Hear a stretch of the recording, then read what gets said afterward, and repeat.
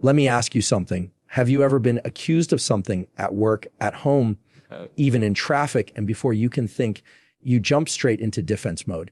Heart racing, words stumbling, voice raising, and suddenly you look guilty, even when you're not.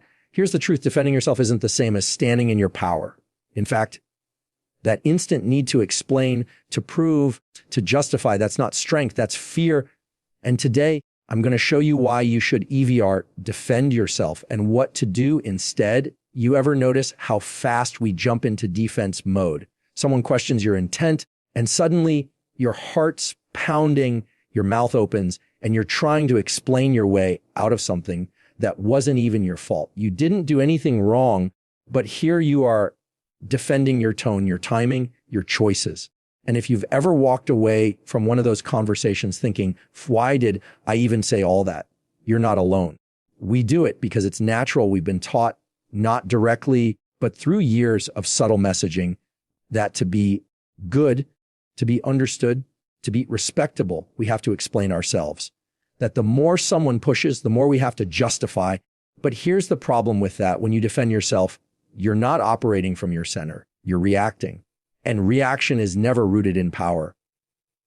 It's rooted in panic. Because when you react, you're responding to their energy, not your own. You're responding to how they feel what they said and how they frame the situation. The moment someone comes at you with criticism, with suspicion, with attitude, and you jump into defense mode, you've already handed them the steering wheel. You let them drive the direction of the conversation.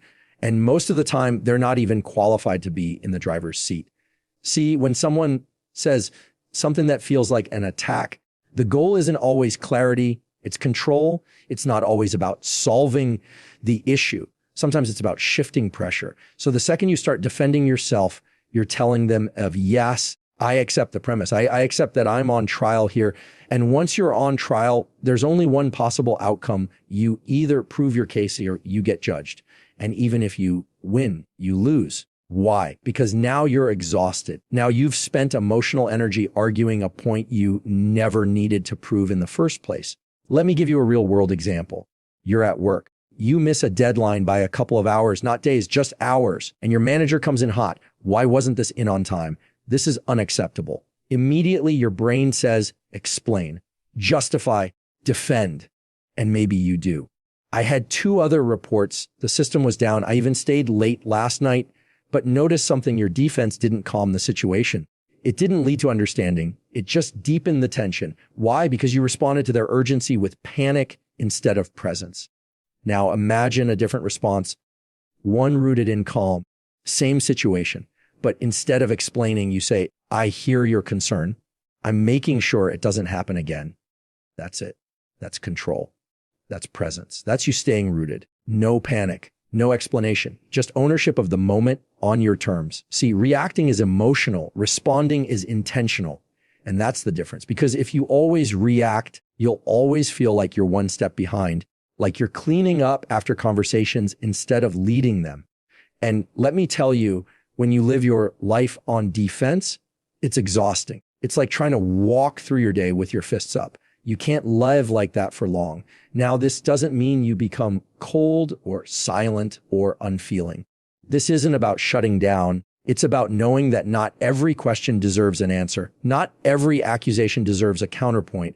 Not every raised voice requires your voice to rise with it. Sometimes the strongest thing you can do is stay quiet for a beat, breathe, and ask yourself, is this my energy or theirs? And if it's not yours, don't pick it up. Don't carry it. Don't answer it. Because when you react, you serve the moment. But when you respond, you own it. Let them react. You respond. Let me tell you something that might sting a little. The more you explain yourself, the more it sounds like you're making excuses. Now, I know that's hard to hear, especially if you pride yourself on being thoughtful, on communicating well, on wanting people to understand where you're coming from. But hear me out. There's a point when explaining turns into scrambling, into over talking, into trying so hard to prove your good intent that the message underneath gets lost. And what's left? Doubt, confusion, even suspicion. Because here's what people actually hear when you start stacking reasons. You're trying to convince me. You're not certain. You're hoping I'll believe you. And the moment that doubt enters the room, it's hard to get it out. We think that giving someone a detailed backstory, all the whys and what happened was, and I didn't mean it like that, will help clear things up. But what it really does is muddy the waters. It opens more doors for someone to question you, interrupt you, twist your words, or poke holes in what you just said. You end up giving them material they didn't even ask for. You become your own cross-examiner. And it's not because you're wrong. It's not because you don't have a valid point. It's because when you explain too much, it shifts the power. It makes it look like you're trying to win them over. And people can smell that. You know what people respect? Clarity. Calm. Someone who says something once, firmly, clearly, and without the need to dress it up. Let me give you an example. Imagine someone says to you, I feel like you were avoiding me yesterday. The knee-jerk response is to jump into, no, I wasn't. I just had a lot going on. My phone died. Then I had to pick up the kids. And that's defense. That's explanation. That's an invitation for the other person to dig deeper, to question whether that's really the reason. But if you say, I wasn't avoiding you, and stop right there, that's a boundary. That's a statement. That's clarity. And clarity doesn't beg. It doesn't apologize when it doesn't need to. It stands on its own because you're not trying to be believed. You're just telling the truth. And that's a powerful shift.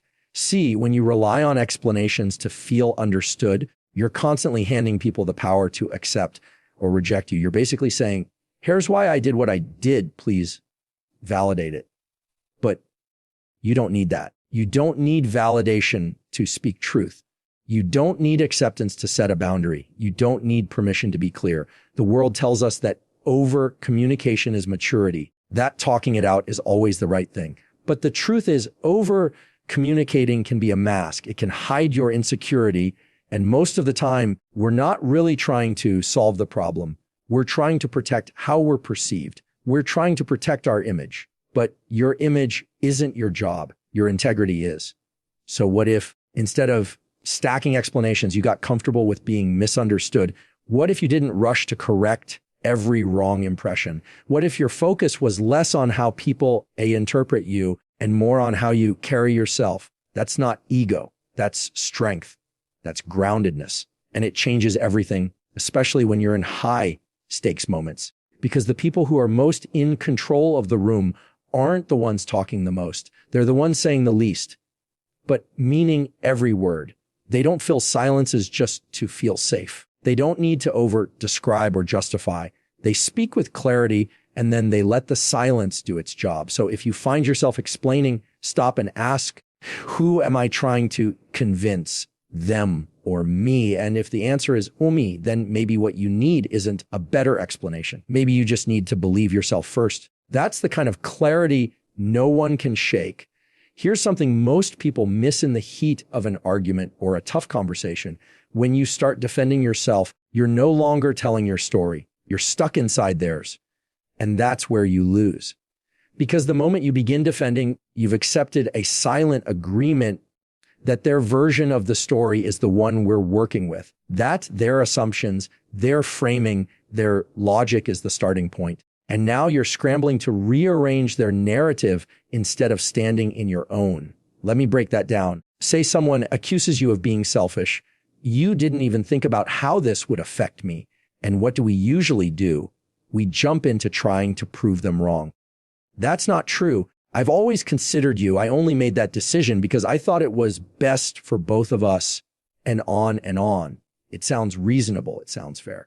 But in doing that, you're playing their game. You're arguing from as inside their frame. You've accepted that the situation was selfish. Now you're just trying to explain why it wasn't. And when you argue from inside someone else's frame, you're already boxed in. There's no room to move because everything you say now is colored by the assumption you agreed to by defending yourself.